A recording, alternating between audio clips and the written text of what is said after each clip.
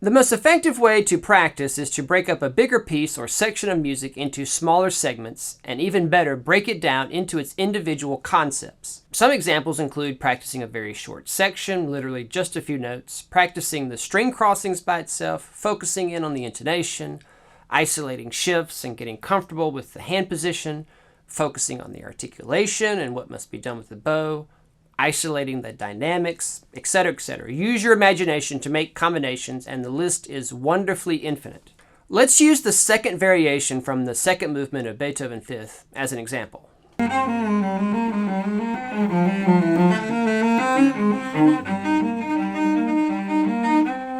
Example 1, play a shorter section. A great example from this piece is to play groups of 8 notes at a time.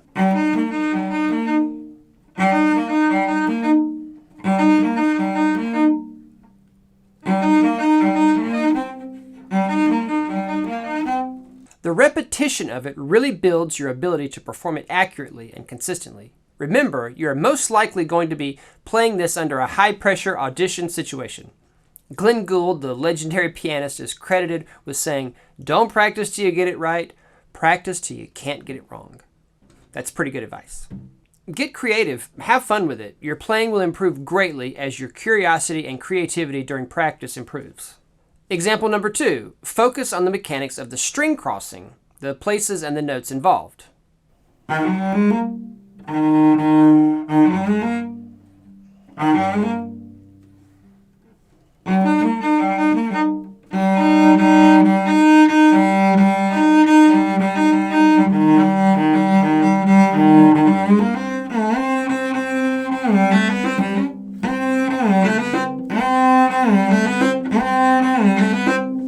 Notice that I'm really doubling down on just the string crossing itself, only playing 1 or 2 notes, maybe 3 or 4 at a time on either side of the string crossing.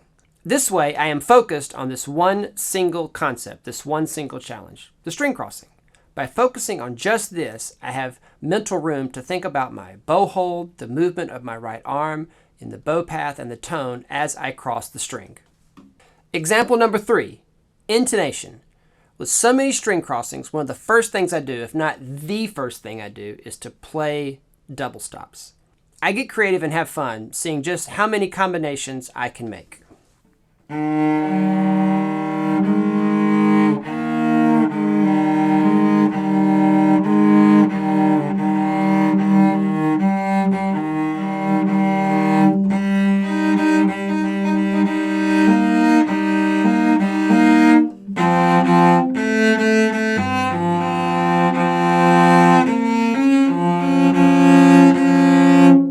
Example 4, rhythm. Well, in this example, the rhythm is not very complicated because it is the same note length over and over again.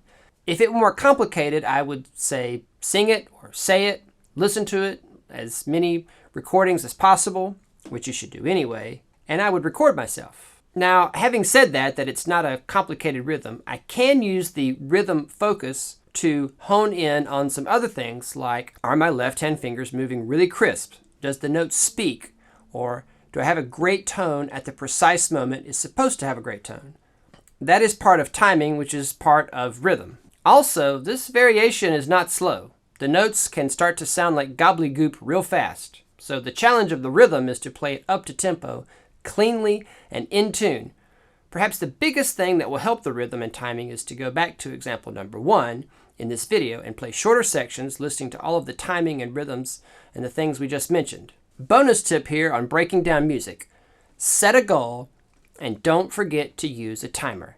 It's so important to have these 2 things. How will you know if your practice session was successful? How will you know when to stop? It can always be better. There will always be something to do and something to improve. That's why we play music. It's one of the great joys of doing it. But it also means we need to set boundaries and guidelines for our practicing if we are going to enjoy it more.